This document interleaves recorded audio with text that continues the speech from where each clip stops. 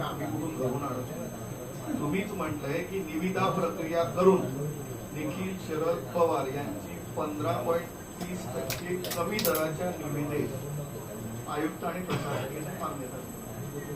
आता तुम्ही 1,45,00,000 त्याच्यात 15% बिलोनी आलं. 15% बिलो केली सर, ही आपण सुधारित प्रशासकीय मान्यता घेतो आहे. हो, तुम्ही 2 कोटी ऐका ना साहेब, 2 कोटी ऐका ना ते काय बोलतात ते. जेव्हा आपण ऍक्च्युअली वर्किंग त्याला रिवाइडची वर्क ऑर्डर देऊ तेव्हा आम्ही त्याचं वर्किंग केस करू. वर्किंग केसला आम्ही एक्झॅक्ट फिगर देत असतो. महापौर महोदय मला महापौर महोदय सांगा, 2,93,00,000ची मंजुरी घेत आहेत, त्यांनी 15% बिलोनी घेतली आहे. हे 22 लाखाचं कॅल्क्युलेशन हे अगोदरच मायनस व्हायला पाहिजे ना. आम्ही 2,93,00,000ची कशी मंजुरी देणार? काय कॅल्क्युलेशन आहे? कसं कॅल्क्युलेशन आहे? मूळ अंदाजपत्रकीय रक्कम पण त्यांनी 15% बिलोनी घेतलंय ना. ऐका, आता याच्यामध्ये काय अजून गिमिक आहे ते सांगतो.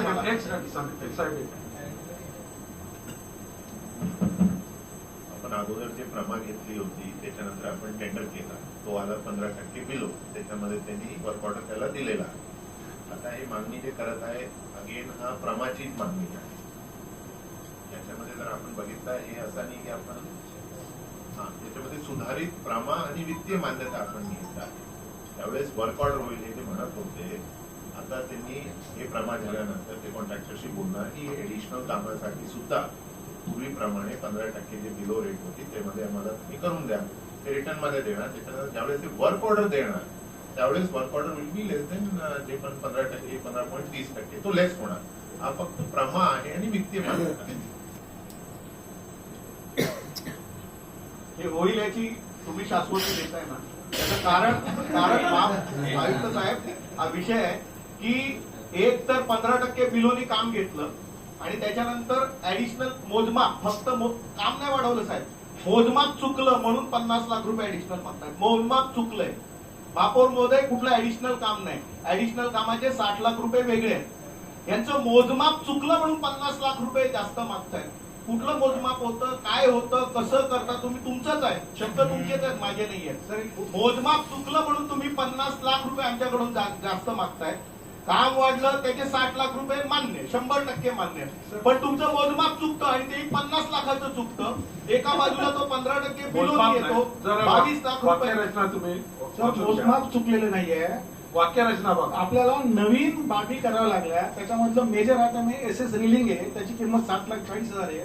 सिरॅमिक टाईल्स ज्या तलावाच्या घेतल्या तर सर ते मूळ अंदाजपत्रात नव्हत्या, त्याची किंमत जवळजवळ 16 लाख आहे. आणि त्यानंतर स्ट्रक्चरल शेजारची शूटिंग रेंज हे सगळं आम्ही ऐकू. आता आमची गरज आहे, त्या लोकांची गरज आहे, त्यामुळे आम्हाला हे सगळं मान्य करणं गरजेचं आहे. नाही, हे बघा ना, असं आहे प्रत्यक्ष मोजमापानुसार कामाच्या प्रमाणात वाढ झाल्यामुळे प्रत्यक्ष हे मोजमाप म्हणजे प्रत्यक्ष मोजमापानुसार कामामध्ये म्हणजे आता जे ऍडिशनल काम केलेलं आहे, ऍडिशनल कामाचे 60 लाख रुपये वेगळे आहेत ना साहेब. हे सगळं जे आहे ना प्रत्यक्ष मोजमाप.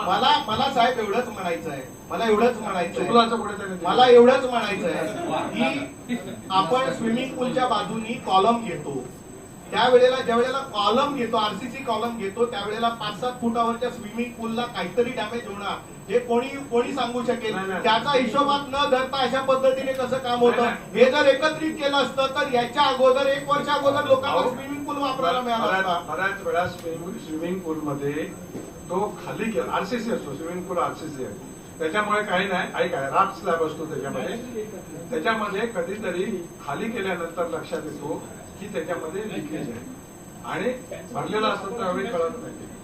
फक्त अतिरिक्त पाणी जायला लागलं आपला का प्रमाणापेक्षा पाणी जास्ती जातोय आणि कुठेतरी पाणी कमी पडतो बॅकवॉश घेताना.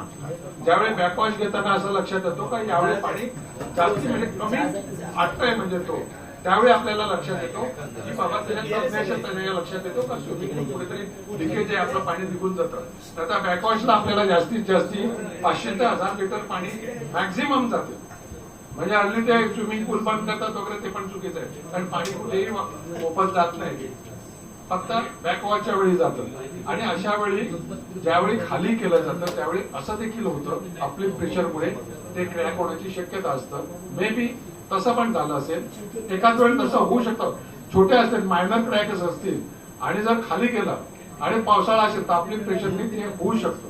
म्हणजे आपली एखादी बिल्डिंग आहे तिचं बेसमेंट केलं आणि बेसमेंट होत असताना पाऊस आला आणि त्याला जर अँकरिंग प्रॉपर केलं नसेल तर होडीसारखी अख्खीची अख्खी बेसमेंट हे वरती येते.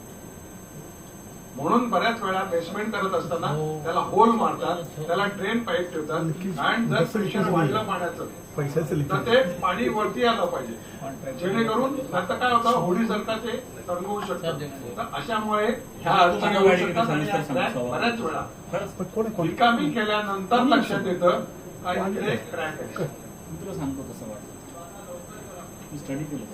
आणि मॅडम मी सांगितलं तसं